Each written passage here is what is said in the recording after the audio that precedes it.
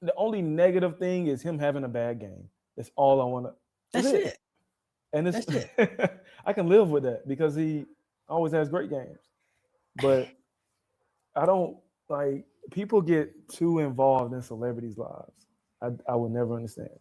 I don't know nothing. I don't want to know nothing. It, Somebody mentioned that. It was just like, oh, Lamar might be the biggest black MAGA guy there is, or he he might be the might. biggest flaming liberal there. I don't know. I don't care. I do not care. I like the team he plays on, and I'm glad that he's the quarterback for that team. That's it. That's how I like, right? And he is the most outwardly black quarterback of the Oh yeah, history of, bro. of football. And I really feel, and we know this. We know why we talk about number 17 up there in Buffalo, why he doesn't get the flack that Lamar gets, but that's why. We know this. If and when that man gets a Lombardi trophy, Oh man. like I don't even know what to expect. I really don't. Like I don't care if he plays bad. I don't matter. Like if he plays bad in that game, he's the person that got them there. I do Right. not care how he played because Right. once you get one, you're cemented. That's it. You're Which is literally crazy. cemented. You have one, and then the rest of your career, because the regular season stats are always going to be there. So if he has just one, it doesn't matter. Nobody remembers the Peyton Manning second Super Bowl. We don't. He was terrible. Terrible. He was terrible in Super Terrible. Bowl 50. Terrible. No matter. It doesn't matter. All we Yeah, know is two he of has them. two rings, so Yep. he's considered a top five quarterback. Yep. That's funny. It's like, I mean, I hate rings culture. I'm not gonna lie. I hate it, Um, bro.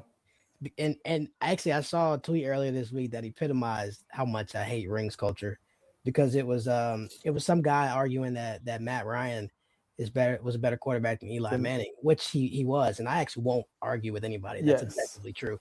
And then Eli Manning quote tweets it with with the some rings. yeah You something talking about? Yeah, yeah, yeah. yeah, and I'm just like, dude, you made two throws in your whole life. Like, come on. Yes, yes. Because in those Super Bowl runs, let's go back. Like he didn't he didn't play bad. He didn't play great. But without those two specific throws, they're not Super Bowl champs. No. Both runs, the defense was just they hit a switch. They literally flipped the switch in the postseason, and you couldn't block them. So it's like he's not a Hall of Famer yet, right? Eli Manning. No, but there Did he there get are in? people saying he is an Hall of Famer. He should be. I truly, for a person, bro. I'm just trying to think. I'm not even going to include basketball Hall of Fame because it's called the Basketball Hall of Fame, not the NBA Hall of Fame. That's another story. But they let anybody in there. If you have stats, anybody gets in the Basketball Hall of Fame. So it that drives me crazy by itself. You do. It's Not a high bar. it is literally the Hall of Very Good, or just good, or Hall of Longevity for basketball.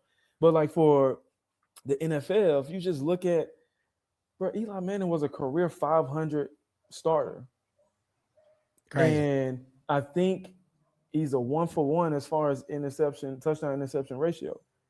So let's just say he threw 300 touchdowns. He probably threw 300 interceptions. It's like, how is that Hall of Fame worthy just because you had two postseason championship runs? I just don't. It's a career thing, right? Am I tripping? You're not tripping. You're not tripping. I mean, I Because think like my bad. oh, no. If Matt Ryan, who threw, I don't even know if it's the best. It would have been the best catch in Super Bowl history You to know how I Julio feel Jones. about That was a great throw too. that. If they run the ball on first down and they end up winning that championship, for one, Matt Ryan has cemented himself as an Atlanta legend Mhm, because we know what happens with Atlanta sports. mhm. Two, like he actually was the driving force the entire year, or would Right. have been for that Super Bowl run. I Right. would literally put the only reason you wouldn't say Matt Ryan is better than Eli Manning is because of those two championships. Mhm. Anything else, come on. And There's we're not not. actually an argument. It's not. It's not, bro. Like I think that's about like if you want to find somebody who maybe has a little bit more of a closer comparison. I was Who I would was it be? laughing so hard because I looked at Eli Manning is literally career 500, Yeah, 117 and 117, yeah. 60% completion percentage, 366 touchdowns and 244 interceptions. Like, come on, bro. Literally mediocre.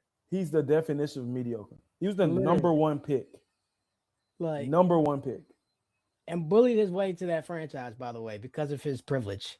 Yep. Like which I'm gonna include in this conversation. And Yeah. y'all are saying that guy is a Hall of Famer. Matt Ryan, by the way, since you asked, 124 and 109 career, 65.6 completion percentage. So bet 5.5 points higher. And y'all like, oh, that's not a lot. That's a lot.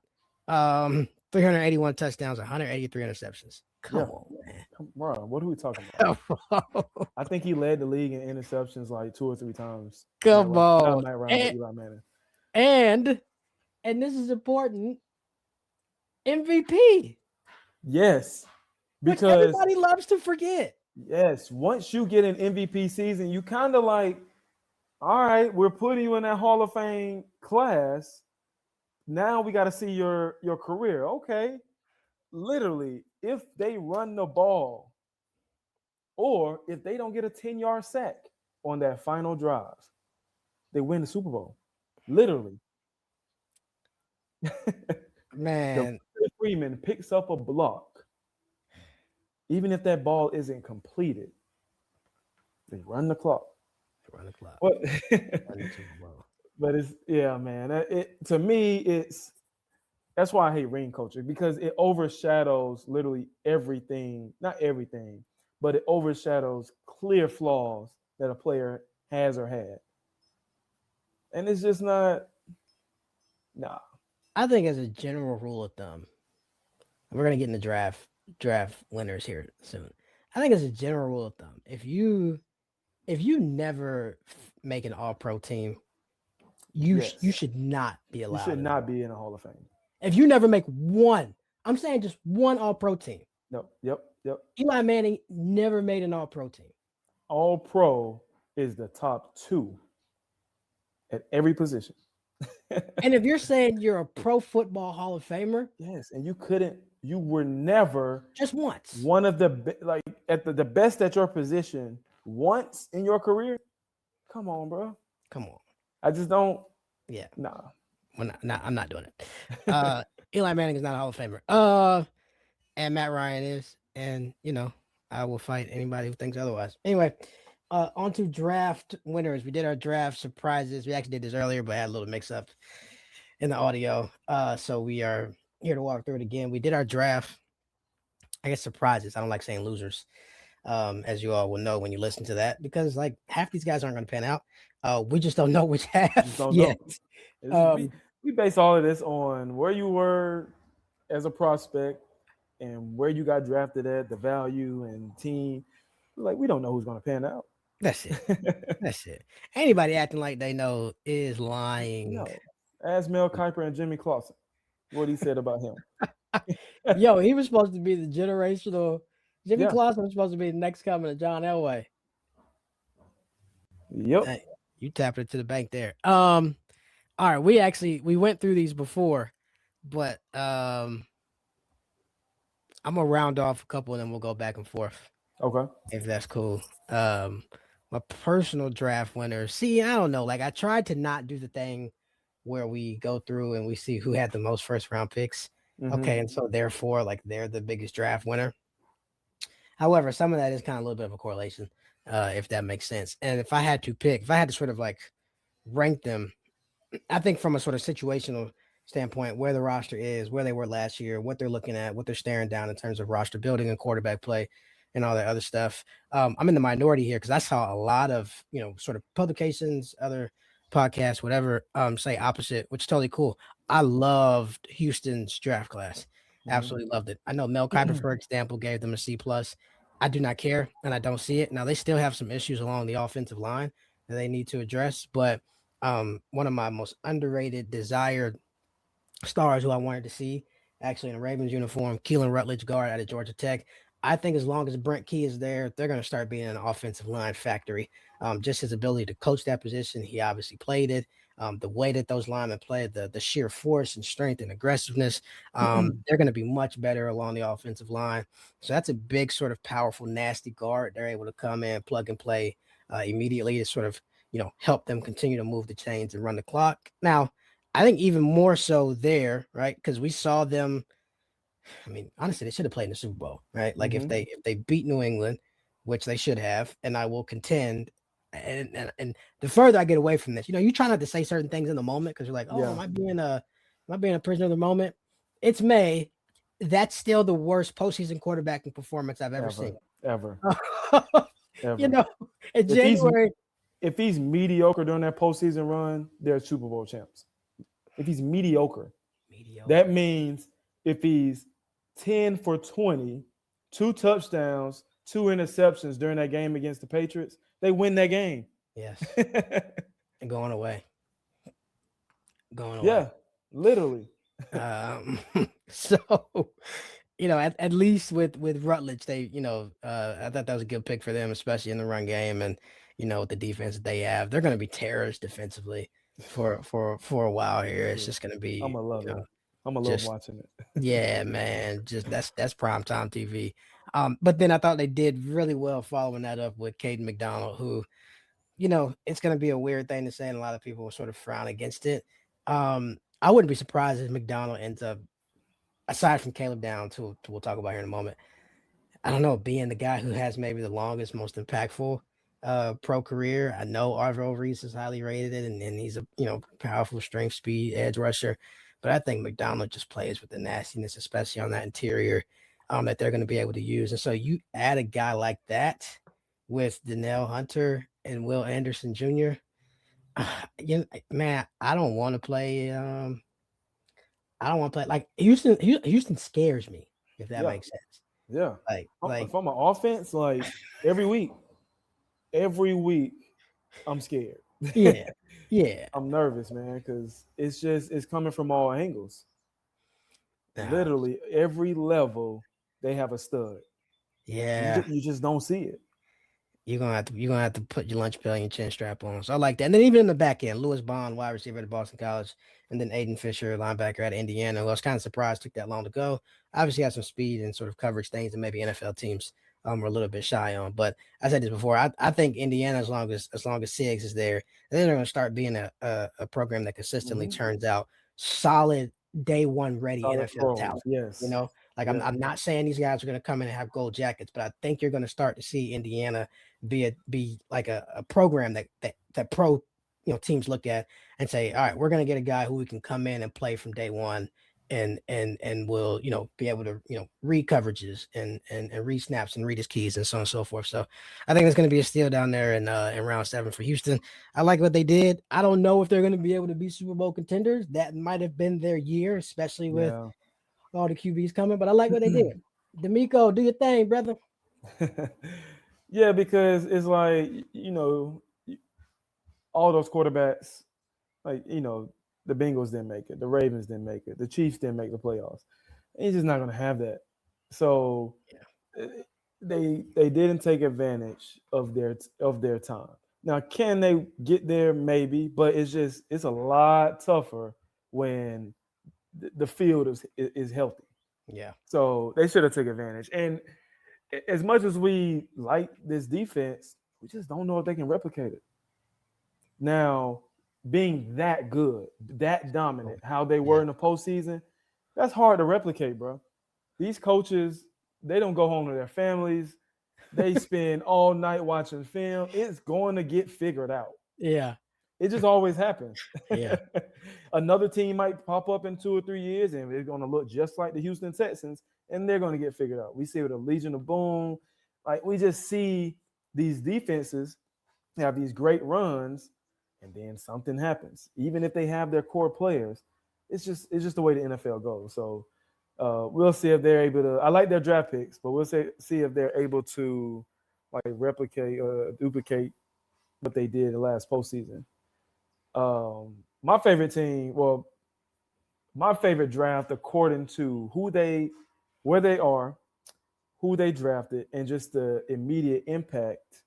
I got to go with the Jets. I got to go with the Jets Oh, because I think their first 5 picks are 5 starters. You got David Bailey, Kenyon Sadiq, which I would have lost it if the Ravens drafted him. man. Omar Cooper Jr., D'Angelo Pond. So you get the Indiana guys back to back, and you get Darrell Jackson out of Florida State. The only bro, that was the only player drafted from Florida State. We are in the That program hole. is hell. Yeah, man. Bruh, that doesn't even sound right. The only Wow. player, and it took the 4th round. Wow. I'm sick.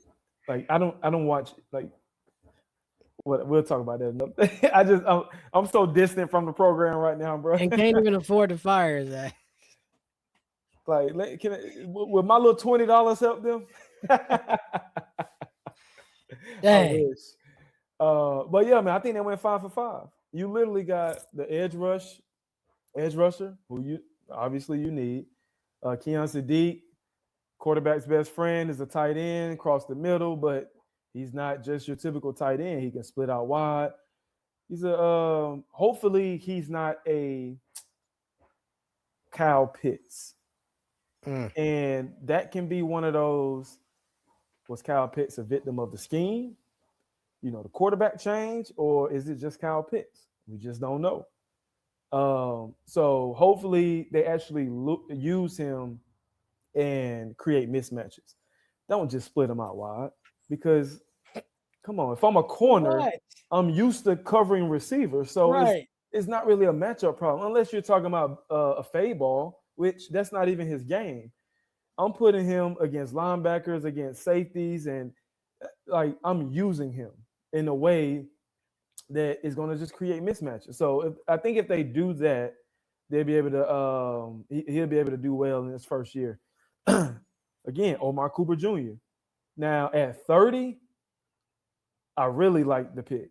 Yeah. Like, let's say if the Ravens were picking 24 and they took Omar Cooper Jr. Didn't want a receiver in the first round, but fine at 24. Mhm. You pick him at 14, we got a problem. But he's one of those players, just like him and he and Pons. It's just they're dogs, like they're football players. When I watch them, it's man, that's a football player. And if you've ever played football or coached football, you know exactly what I'm saying. You know players who play football who happen to be good, and players who are football players. And those guys, football players, are violent. They're always in the midst. Like, they're not running away from contact, shying away. That's a football player. And you get Darrell Jackson. He's just a run stopper. He got double, triple team all year because they didn't have anybody else. But he paved the way for the linebackers to scrape and the other guys to get their stats. So I think they went 5 for 5 their first 5 picks, man. I think those guys will be starters really early, and they're going to make an immediate impact. Now, the Jets won't be any good. They're not going to win 9 games this year, but they should be more competitive than they were last year. Yeah. Yeah. I mean, they were 3-14 last year, so They win 6 games. How you fire them? hey, man, only way to go is up. I'm surprised. I'm happy, but I'm surprised our good brother Aaron Glenn. Yeah, I'm surprised too. I was able to get another year. And you can say whatever you want about Woody Maga Johnson. That man hired some black. He gonna hire a black guy as head coach. All right. Now he going in like, hey, I know him. I know I got my red hat on, but I feel like you're the best guy for the job. Hey man, he should be the poster child of all that stuff. Like, look, I got my politics, but I think this black man is. I'm about my money though. That's all we care about. I don't knock it. I like the Jets class too. To me, they were really similar to another team who's been historically bad, but seems to finally have some adults in the room making decisions, and that's the Cleveland Browns. Yeah. Uh, I kind of equally love their draft as much as the Jets. And this is an example of, hey, try not to, pick the teams who had so many of the top 100 picks. But I mean, if you nail it, you nail it. All right, yeah, you nailed it. And Spencer Fano at 9 for Cleveland, I think was just the perfect pick for them to be able to get a stalwart in the trenches, especially in the division, that you play in. You got to play Baltimore twice a year. Pittsburgh is not an actual contender, but the defense is always going to be crazy. Not sure how much TJ Watt has in the engine, but at the same time, they've kind of proven whenever he's done, there's just going to be another elite pass rusher in Pittsburgh. That is what they do. So being able to get that was important. And then going back to back at wide receiver with KC Concepcion at 24, and then Denzel Boston, who I thought I was a little bit higher on than some other consensus folks going early in the second round. Cleveland and the Jets kind of, to me, are really modeling like it's I think a perfect approach to roster building, looking to the long term. And what I mean by that is they were incredibly smart and skillful and methodical and getting pieces that they needed to build out around a roster, but also simultaneously not getting too much better, if that makes Mm-hmm. sense. Like it is Mm-hmm. very clear in the way they drafted and the way they signed guys this offseason that we are looking towards next year. And I would even say it's a model of how you draft preparing to take a quarterback a year in advance. Right now, we always do this and we get caught up. Oh, next year's quarterback class is this, that, and the third. And more often than not, that's wrong. But I think there's an exception this year. One, because it's Arch Manning. Mm-hmm. It's a Manning. Teams are going to salivate over trying to get that Oh yeah, regardless. It'll sell whether he season deserves tickets. it or not. Right. You know what I mean? And so that's a franchise game changer financially anyway. And then respectfully, I would, there are probably people around the league who would think differently. If Dante Moore comes out this year, that's a heated debate at number one between Mendoza and Dante Moore. Now, maybe the Raiders end up going with Mendoza for cultural, economic reasons, right? A guy of Mendoza's background in Las Vegas makes sense from an economic perspective, but sheer quarterbacking, I think that would have been pound for pound. And so anyway, two examples of teams being smart, being methodical, working the board, and really building out rosters that are going to be tailor made to bring in rookie quarterbacks next year. Even with the Jets, as you mentioned, right? Like even with them, signing Geno Smith, you're going to Mm-hmm. get just enough. They got Just enough. Yeah. yeah, like they improved just enough to where Mm-hmm. they can evaluate the guys they need to evaluate. They can evaluate the head coaching staff, but also be in prime position whenever they're by. Hopefully, they got a mid bye week. Who knows, right? To tell Gino, hey, thank you, Gino. We've got to give this young guy some snaps because they took Cade Klubnik. It's a Uh-huh. perfect way out for them to say, Yeah. okay, thanks, Gino. Your Yep. experience was welcome. We've got to see what we've got in this young guy so he can go out and lose the final 7 games of the year so we can get Arch Manning or Dante Moore or CJ Carr or whoever else. It's a weird thing to congratulate two franchises who are just absolutely abysmal on having good drafts. But I'll put it this way, for both these teams, I finally see the vision. And it's clear that they actually have a vision, if that Yeah. makes sense. Yeah. No, I feel you because I didn't think about how they got just enough, like just a little bit better. Where it's like, okay, it's not obvious that we're looking ahead, but because if Geno's protected, he can throw the ball, Yeah. and with Cleveland, who knows who they tried out at quarterback, whether it's Deshaun Watson, Shadur Sanders. I just don't think that roster is good enough to compete anyway. No. Did they get better? Yes, but your roster doesn't compare to Baltimore. Doesn't really compare to Cincinnati. Like you're the fourth best team in that division. If Aaron Rodgers doesn't come back, then you're vying for the third best, but still, you're not better than those other two. Um, so I do think they got just a little bit better. My other team is the Cowboys, man. I'm sticking with the. Yeah, man. I'm gonna go. I was gonna say I'm sticking with the NFC East.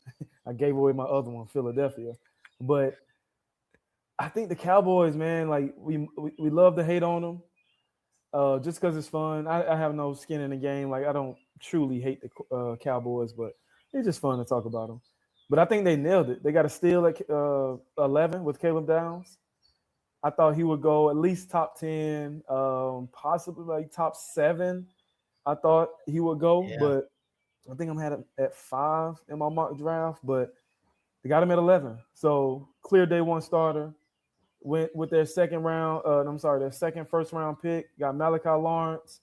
So another guy they went, in the third round because they didn't have a second round pick, but I think you could have got this guy, like, he was a second round grade, Jay Barham out of Michigan. You got 3 solid picks, 3 starters possibly, should be 3 starters or 3 players who, play really early and have a real impact early. And they need to improve on defense because you can trot out the Dallas Cowboys offense against any offense in the league, and it's kind of hard to be like, you know what, this team is better than them on offense. Mm-hmm. Now, sometimes Dak just wets the bed. He's going to have 1 or 2 of those a year. That's that. I don't know what happens, and it's going to be in prime time. I don't know what happens, but 2 games this year, Dak Prescott is going to be terrible. It's just going to happen. Everything's going to look flat. Nothing's going to work, and it's going to be bad. But when you look at the end of the season, you're going to see the Cowboys top 3 offense, Dak, top 3 in passing yards or whatever. And the only problem was that defense last year. And they went defense, first 3 picks, offensive line, defense, receiver. So it was a clear. I like that they had a clear plan. We need to improve our defense. Yeah. Are we better than Philly? No, but probably going to split. You're probably going to split those 2 games. The Giants improve. If you can, split, you're better than the Giants. You should go 2-0. You're just trying to win that division, man. You win the division. You're pretty much going to have a good spot in the playoffs, a good seed. And who knows what'll happen from there. I think they nailed it. Yeah, I agree, man. I thought the Cowboys draft was amazing. We talked about this in the mock draft segment, just in terms of, very seldom do you get rookies who you can expect and you have a sense of they're going to come in and have not just an immediate impact, but can really sort of shift the landscape of the playoff picture in your division. Caleb Downs is one of those guys. I mean, especially for a team that was as terrible as you mentioned as they were on defense last year. This is how terrible their 2025 defensive unit was. They allowed 6 yards per play, which was 31st in the league. 30 points allowed per game, dead last. That's crazy. Minus That's hard to do, bro. That is 30 points a game. 30 points. That's 5 whole touchdowns a game. That is nuts. Minus 153 EPA, dead last. All right. 47.3% opponent third down.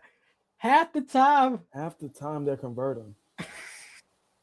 No matter that's crazy. Bro, not going 3-14 with those numbers is impressive. That tells you how explosive their offense is. Yes. Your defense, if their defense, like I said, I love to crap on the Cowboys. If their defense is top 15, that's a Super Bowl contender. For sure. Without a doubt. Without a doubt. Because the NFC is wide open. Wide open. And that's why sometimes people, thinking it's not like, oh, it's not what who are you definitively taking? Yes. That's the word. Yes. Right? Like, not okay, they're not the favorites by any chance, but like I've seen the Cowboys beat the Eagles. Yeah.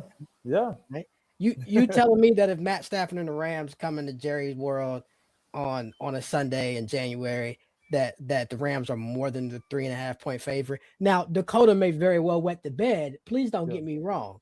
Right. Mm-hmm. But I'm just there's not anybody definitively in the NFC. I'm like, the Cowboys have no chance of competing with them. So you get a guy like Caleb Downs who was ready for the league after his first year at Alabama, to be completely honest, especially at that position, because they gave up so many big plays. Right. And so to add to that, right, it's not like they just added a disruptive defensive tackle, which would make a difference. Right. And they did that last year with Quentin Williams. But it's the fact that you've got a guy who is so ready for the league, who's well seasoned, who reads his keys, who makes open field tackles, so on and so forth, as the last line of defense. And there are a lot of those plays that were touchdowns, that were 40, 45 yard runs or catches now. A lot of those explosive plays and now you've got somebody as good as Downs is back there. That's a huge deal. It cuts down. It makes things that used to be 6 points or things that used to be first and goal. Okay, well, that was a 40-yard gain last year. Maybe it's a 19-yard gain this year. Very incremental, and those things add up over the course of 17 games. Malachi Lawrence coming off the edge, Yep. big deal for them. Look, we talk bad about Jerry Jones, and for good reason. This team is quietly a really good That's a drafting great team. Yes. Yes. His problem is they go back and forth with this. Oh, we drafted you. You played well. I don't want to pay you right away. I'm gonna prolong it. I may tag you once, and that's Jerry's problem. And you need to go after big fish in free agency too, which he hasn't done a lot of. Like, No. because you can't live in a world where Philly is doing what they're doing in free agency, where the Rams say F them picks and they just sign whoever they think can fulfill that need. You can't be a team who only relies on the draft. You just can't. Yeah. Now, will that pan out eventually? Maybe, but we haven't seen it. Because at the end of the day, you have your core guys. Now, you get George Pickens in, but you got Pickens, you got CD, you got two diva wide receivers. They were injured last year. Didn't help your defense. So now I like that they put a focus on the defense. Now, what's the excuse? There is none. So if Dakota wets the bed, now it's like they're not getting rid of him. So it's a situation where, man, it's like you got to put up or shut up. I will say what's going to be interesting about them. We'll get to this a little bit more in a few weeks as we really dive into the offseason. It's crazy. It's a good thing. It's already May. We're going to get the schedule release here. And then it's like, all right, ain't that long before training camp. We almost made it, Joe. The one thing I would say is going to be interesting for them is they are about to have to handle George Pickens on a tag. And do you want to be the front office that long time that gives George Pickens $150 million? I think that is the big, because he played really well last year. Amazing. But I knew, obviously we watch college football. I knew he was going to be that guy from what I saw at Georgia. Undeniably. When he went to Pittsburgh, though, I was surprised. I don't know why, because Antonio Brown, Emmanuel Sanders, or George Pickens, and now DK Metcalf. I don't know why they think like Pittsburgh is the wide receiver therapy session and they can just fix them, but it just it hasn't happened. Those guys get there, and I don't know what it is. I guess Tomlin thought he was a miracle worker, and he just tried to save. I don't know. It just doesn't work. So Pickens a little throw it off though, and I'm not saying this in a bad way, a good way. It is what it is, Coach. He's a little throw. It is what it is. I would want him on my team if we're being honest, because he's a throw. The problem is you do see moments where he clearly gives up on plays. He's disconnected, but you also see the great plays. So it's going to be a dilemma, man. Like the tag, how much he's getting on the tag? Probably like 35, 27.2 million. 27 for his talent. 27 is a bargain. Still, Jamar Chase is making 40.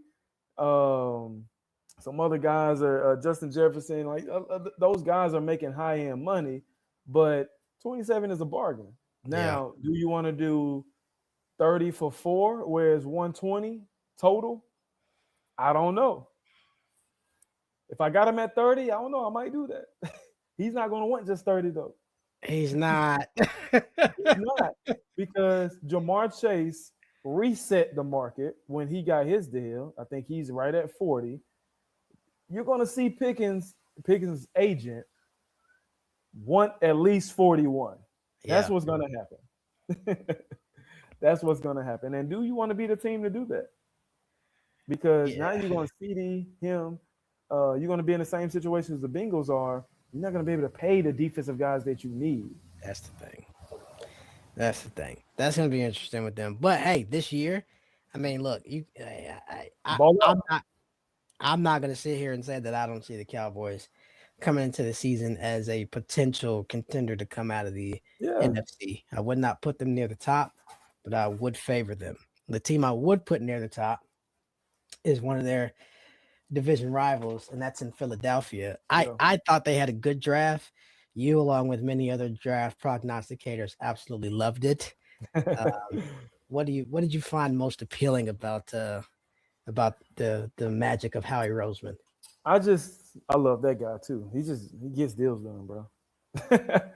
So I loved it because first pick, Makai Lemon, he's dog. Like he gives me AJ Brown vibes as far as that mental makeup.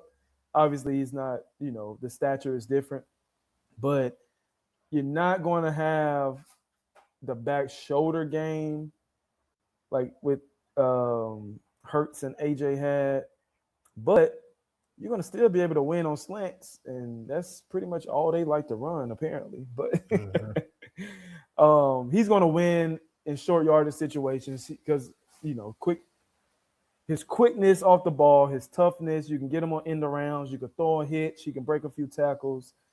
Yeah, I just like him. Run game, good blocker, willing blocker, and they want to run the ball anyway. Mhm. Like their second round pick, Eli Stowers. I wanted him I in wanted Baltimore. Stowers. I wanted him in Baltimore, dog. So it was a big debate, him and Sadiq. Sadiq is a better athlete for sure. Stowers, I like the pick because of what Philly likes to do. They want to Yeah, run the ball. yeah. They want to run the ball. Plus, he's a big target for Hurts. Then you go to the third round, Markel Bell. Now I hate the Miami Hurricanes. Hate, but if they have an offensive lineman in the draft, he's probably going to be able to contribute because hate to say it, Mario Cristobal knows what he's doing with offensive Yeah, line. buddy. And I think they had, man, I think four were drafted, if I'm not mistaken. Mhm. Like you can't like that's going to be an offensive line factory. So if you can get a guy like that who's coached by a former offensive lineman, like he's going to be ready to contribute at least. I'm not saying he's going to be all pro, pro bowler, whatever, but he's going to be ready to contribute right away. If you get a starter in the third round, that's always a good value. Like their first three picks, I think, and for the team and what they needed, I think it was a solid draft. I'm I not agree. saying like with the Jets, I wouldn't pick them above the Jets. The Jets had three first round picks, but just for what that team needed, you're going to trade AJ allegedly. Those are the reports. Yeah, If he they, gotta go. That's he, over. but he got to go. So I think, and I hate to be like the distraction guy, so and so is a distraction. But if the media keeps talking about it, whether it's true or not, it is a distraction. Yeah. And we don't know what's going on in that locker room. They could have been best friends, Jalen Hurts and AJ Brown. But if the media keeps talking about it, and that's all they talk about when they mention the Philadelphia Eagles, it becomes a distraction. So you essentially you're trading Brown. I don't know what the dead money hit is. You get two picks. You got two players for one. One was a distraction. You bring two in, and you get a start on the offensive line. I think they did well. I think so too, man. I wasn't as huge a fan as Makai Lemon coming out. I like my receivers a little bigger, but like Yeah. you said, he plays bigger, and also to that extent, they have other weapons there with Devontae Smith, with If he Dallas was Goddard. just the number one with no one else, now that's kind of different. Yeah. Exactly, exactly. So he doesn't have to come in there and try to be, an elite number one wideout from the get go, which I think really, really helps them. And then they've got an elite running game, obviously with Saquon, and then Tank Bigsby they bought in to back up. I totally expect AJ Brown to be traded post June 1. His post June 1 dead money hit is only 16 million. Okay. And they saved 7 million in cap. Wherever they traded him before then, it's 43 million. So foregone conclusion. Yeah. Post June 1, that'll probably be up out of here. And you mentioned it, right? I know there's a lot of sort of talk whether or not it's true, just in terms of sort of what what the dynamics are within this locker room and what they are as an organization. The thing that really like kind of I don't want to say baffles me about Philly, but like the way we talk about them sometimes, you would think that they've had back to back 6-win seasons. Yeah. The sky is just falling out. Like they are going to win 10 to 12 games. Like Yep. that is how good the roster construction Yep. is. It is how sort of I don't know if anyone would call this coaching staff elite, but they're not terrible. They're And not. this is part of the thing I kind of run into with Nick Sirianni too, because folks seem to love or hate him as well. And I'm like, I mean, he's taking you to 2 Super Bowls. He's won one. Bad coaches don't win Super Bowls. Bad coaches do not win. Bad coaches don't get to 2 Super Bowls. So this is 3 years, right? Yes, Should have won both. should have won both. Literally, that doesn't happen. Now his decision making probably could be better. Also, they're a revolving door offensive coordinator, Yep. and like that alone tells me the makeup of a good coach too, a head coach. Mm-hmm. If you can just turn in and out these offensive coordinators and just at least have some stability. Now it was chaotic last year, but still, they won a division They won a again. division. Played a home playoff Again. again. Like something is going. Like he's doing something right. Yeah.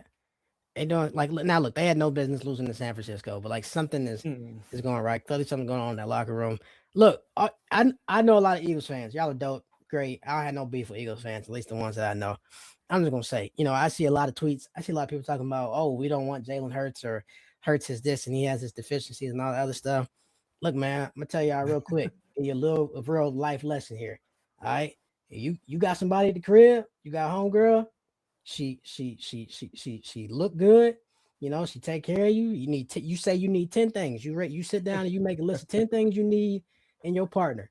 And she got 8 of them. All right. You go out here and you walk out on that trying to find the other 2 if you want to. You do that at your own peril. All right. It's piss out here in this dating I was pool. about to say what we say about the dating pool. It's got pee in it. Okay. And finding somebody you want to spend your life with is just as difficult as finding a quarterback that can take you to the Super Bowl, especially when you got one who's taking you there twice. And play well. Play well. He didn't get carried. This is not one of those situations. We talked about Peyton Manning earlier. He got carried at that second Super Bowl. He's taking you there. Yes, they had Saquon and all of that, but like, come on, what are we doing, man? What are we doing? Like, you can't be that spoiled. Right. Like, if the Ravens just got there, come on now, I'd be happy. Like, you done got there twice. Like, you done got there twice. And if history repeats itself, this is your year again, every other year. It very might well be. Come on. Like, if everything is clicking and there's no distractions and come on, man. Like you done built a nice machine up there that we don't actually give enough credit to. It feels like, which is a weird thing to say about a Philadelphia sports franchise. Obviously, they were able to finish the drill in that first Super Bowl against Kansas City. Maybe we think about it differently. But they've been there ever since Howie Roseman got there. Hey, if she do 8 out of 10 things you need, you better make it work. You better make it work. You got to compromise, brother. You better figure out how to do it. You better figure out how to meet them 2 things. Because I guarantee you, my brother, you only do 8 out of 10 things she want to or she need to. All right. If we're being real about it. Yep. She ain't told you yet. You better sit down and make it work, homie. It's pissing in the dating pool. If you got Jalen Hurts at quarterback, you want to be the Cleveland Browns? Exactly. Or New York Jets? And we'll talk about this on a later pod too. There is this thing where organizations do fold and pay quarterbacks when they shouldn't, because Kyler Murray should have never got that contract. Certain quarterbacks should have never gotten certain contracts. But when you have a guy who you paid and he's taking you to 2 Super Bowls, you're getting your money's worth. Why are you asking for something different? because you're not going to trade for that player. You got to draft that player and you got to develop that player. And what if that player takes 5 years? Now you've wasted 5 years because Jalen Hurts doesn't throw for 4,000 yards. Mm-hmm. Come on, what are we talking about? Who It's cares not if he's fine. listed as a top 10, top 5? Who cares? Let the people talk about that. It's not easy to find. Nope. I mean, we mentioned this with the Jets and the Browns, and it's just like, excuse me, we sit here and say that they're building towards next year. They may very well be doing that. Yeah. And yet the Jets just brought in Geno Smith. You got a head coach who doesn't know if he's going to have a job. Like they might both end up going a surprising 5-12 and 6-11 and play themselves out of that contention. You just don't know. When you got a guy, you better appreciate it. And like Kyler Murray, for example, Tua, for example, right? That is settling. That is settling. Exactly. Right. That's different. They hadn't earned that money. Right? You paid them because you drafted them and you didn't want to reset. Right. But it's a situation. Here's the thing with that. It's like, in my mind, I'm a billionaire owner. I have Tua under center. He hasn't shown me what I need to reset, because I think he reset it at the time or close to it. Crazy. I think, he's getting Lamar Jackson money. Crazy. And he's not, granted, Lamar hasn't won a title, but Tua hasn't done what Lamar has done. No. See what I'm saying? Like, that is different. You pay a guy once they've earned something, not, hey, I threw for a bunch of yards and my team won 10 games this year. Before that, we probably won 7, probably won 6. We won 10 this year, and then we won 9 the next year. Why are you being rewarded? So be careful what you ask for. Man, look, if Tua and Kyler remind me of, like, now those are examples of settling in a relationship, right? you locked homegirl down, and then when you realize you weren't compatible, you didn't want to cut your losses, and so then you said you didn't want to start over. You didn't want to start over. You didn't want to be alone. You didn't want to meet somebody else's family. You didn't want to bring her in. Hey, mama, this is so and so. You didn't want to go, hey, what's your favorite color? You didn't want to do all of that over. So you were like, you know what? You're our quarterback for the next 4 years. You settled. But the problem with that is you can only settle for so long. Because you're going to restart eventually. You're going to restart eventually. So you might as well restart if you don't know that it's a guy. You might as well restart. Pick up the 5th-year option. See what he does that year. Then it tells you everything. You don't have to re-sign a quarterback because you drafted him top 10. You just don't. You don't. But Philly fans, you got him taking you to 2 of them. 2 of them. That's somebody you need to just go to therapy with. Y'all need to work that out. All right. You need to go to retreat. You need to sit on couch. You need to figure out how to communicate. All right. You need to have some designated times where you go to a nice restaurant, dedicate to getting to know one another again. That's it. You found it. You need to make it work. All right. It's what it is. Y'all clearly like each other. Clearly. Make it work. You've been to 2 Super Bowls. There's love. Make it work. Last one I got, and this was a little bit of, I haven't seen this much either. I love what the Saints did, man. Yeah. This is my very early, I always have a team or two that I cling on to in the off season who I'm like, yeah, that's prime contender to shock. And I'm taking early flyers on the Saints to win the NFC South. First of all, I think they have a quarterback, which I was kind of shocked. I was shocked too. I panned them taking him that early in the second round last year. I'm not gonna lie. But he looked good, and I had a chance to see them in person when they played the Falcons down in New Orleans this past year. Just the poise in the pocket, the level of progression, going through his reads, so on and so forth. He's not scared of the rush, which sounds like a rudimentary thing to say, but when you get rookies in the NFL at that position who kind of are able to just sit in there, sit back, and go through their progressions, that's honestly kind of one of the biggest bars to get through when you go to the next level. So, I think the Saints are an example of a team that kind of pivoted too. They're like, okay, we saw what we got. We think we might have a quarterback here. Let's go out, get him some additional weapons. You and I are really high on Jordan Tyson. Didn't want him at 14. I would have been okay with it, I think. But not much in that wide receiver room opposite Chris Olave. I think Tyson has a chance to be a really special talent on the outside for them. In the third round, they got Oscar Delp out of Georgia, which is basically tight end U along with Iowa. Hmm. That's going to be a big, down the middle seam threat for Suck, who's a really big quarterback in and of himself. So he's going to be able to see some of those openings with a guy like Delp. I think Suck is something like 6'5", closer to 6'6". And then Christian Miller at defensive tackle out of Georgia. They took Jeremiah Wright, the guard out of Auburn. The Saints quietly, I think they spoiled a huge part of Drew Brees' prime, which we don't give them Yeah. enough flack for. However, there was another Super Bowl they definitely should have went to. I'm glad they didn't. Look, I used to live in New Orleans. I have so many wonderful Saints fans in my life. They're great people. They are the worst fans ever. As fans, they are terrible human beings. Uh, Nonetheless, I think they got something cooking down there. If you're a betting person, which I am not, go take a look at them odds for New Orleans to win the NFC South. You heard it here first. no, I agree.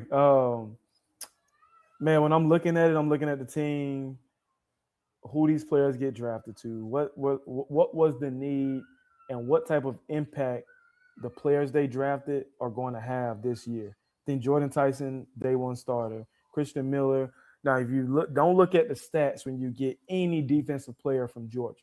They play in a system and they do what they're told because they're coached well. So I think he had like 4 or 5 sacks in his career. I think I saw, but he's a dog, man. Mhm. Christian Miller is a dog. Oscar Delp is a dog. Don't compare Oscar Delp to Bowers out in He's not Brock Las Bowers. Vegas. Relax. Nobody is. Nobody's Brock Bowers, y'all. Nobody. But after his pro day, I think he ran 4.4-ish. I knew his stock was going to rise. You got him in the third round. He wasn't going to have big numbers just because Georgia's just not that offense. Yeah. You're not going to get huge numbers unless you have a Brock Bowers who you just put him anywhere.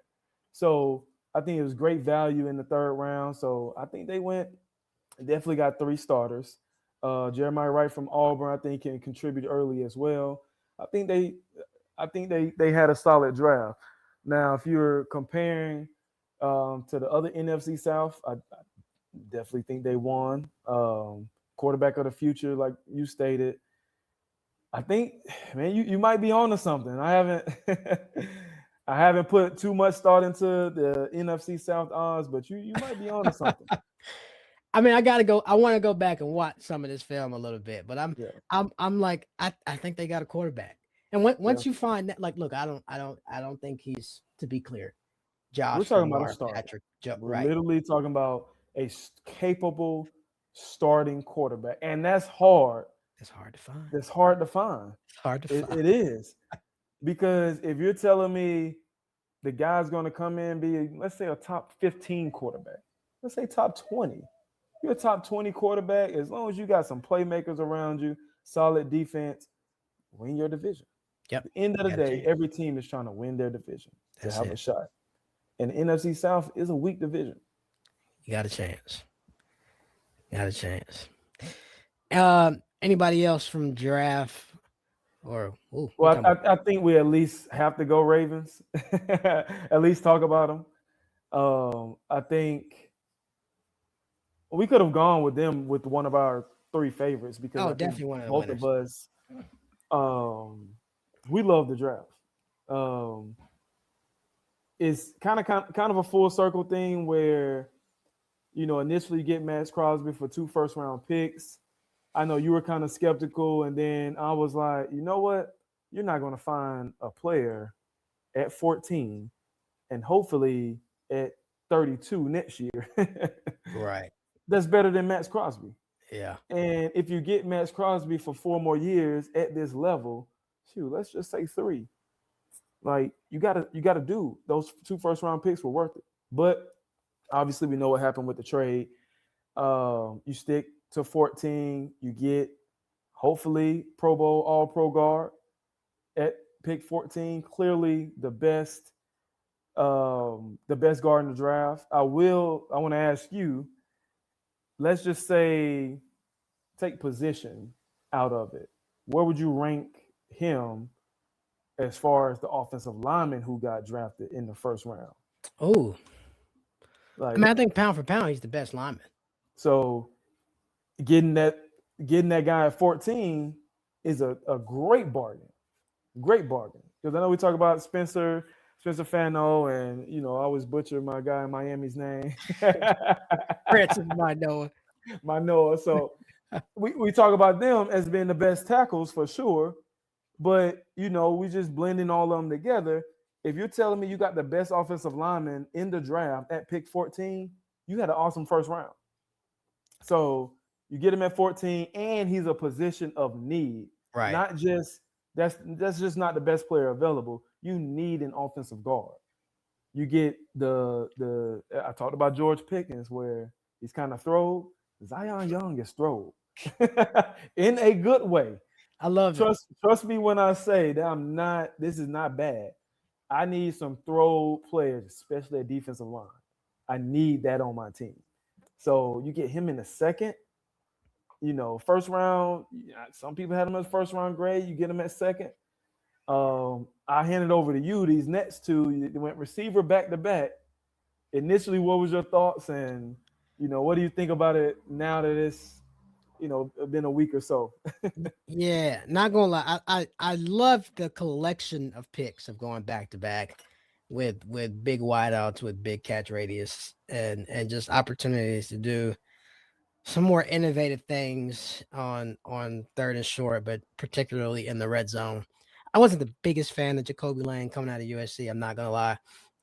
Just not as reliable, sort of from a route running perspective and those sorts of things as I would like. But pairing Jacoby Lane with Elijah Surratt, who obviously I'm a big fan of, not so much in the speed department, but again, big guy, big catch radius. It just opens up a different dimension for the Baltimore offense. And I think that's already sort of Declan Doyle putting his own sort of fingerprints on just some of the different things he wants to do with the offense.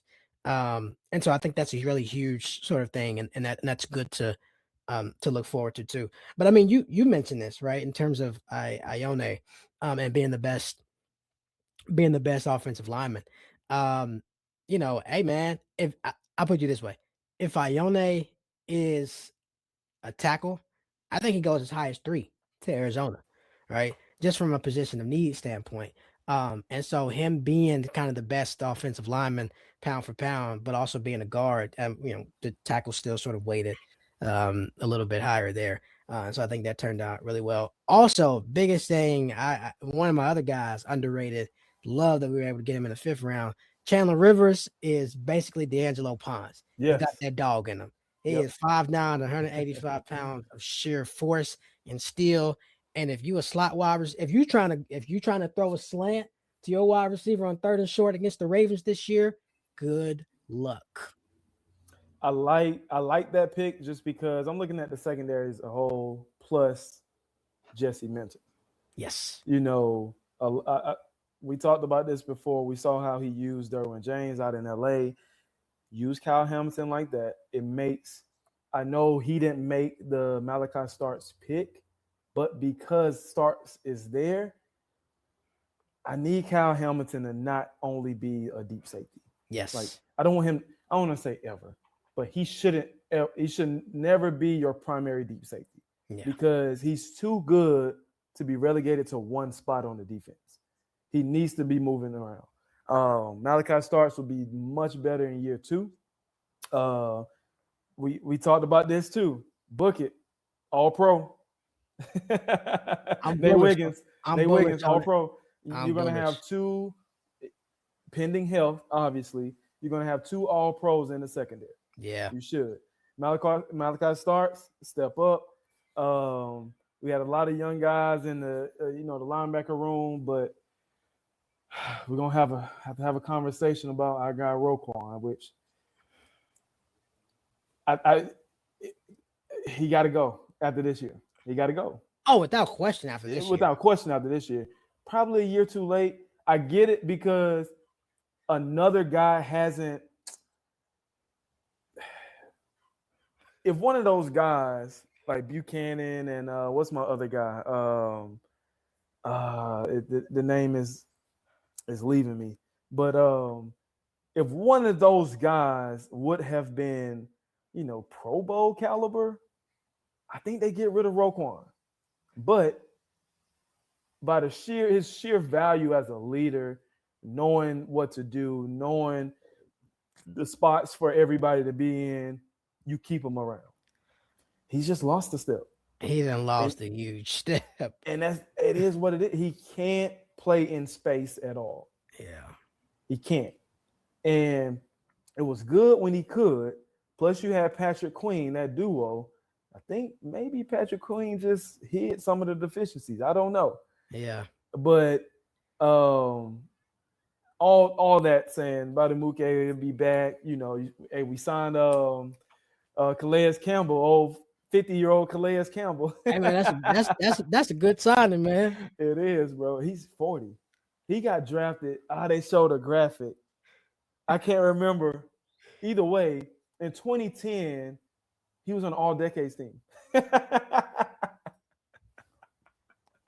That's nuts. And he's still playing. That's crazy, bro. Like, I don't expect him to have 10 sacks or anything like that, but he'll make an immediate impact. He's a rotational piece that has value. Yeah. So with those picks, now you have Chandler Rivers in that midst. That's what I was getting into. Because the corner struggled, man. Corner struggled. That's an understatement. They struggled in the big moments of need, but corner struggled because they were forced to play man. Forced to play man because they didn't have pass rush. You have Trey Hendrickson now. Like, all of those things go together. So all that to say, like, I love the draft because it was a lot of positions of need that were filled. Plus, I'm interested to see the innovation with the two big wideouts. Yeah. You don't just have the smaller guys. I don't classify Rashad Bateman as a smaller guy, but he's a finesse guy. He lighting the behind. That's what I'm saying. He's a finesse guy. Mark Andrews is, a little bit over the hill. You're not really he's not catching over guys like he could. So it's good to have, this are 11 personnel. I can run the ball. I can play action. I can back shoulder on third and 5. 3rd and 5, that can be a rundown. You got King Henry back there. I can't wait. Now, the low red zone where we get, you're on the 12-yard line. Now you can probably throw a little back shoulder on either side. You can go 4 verts. It's just now you have more options.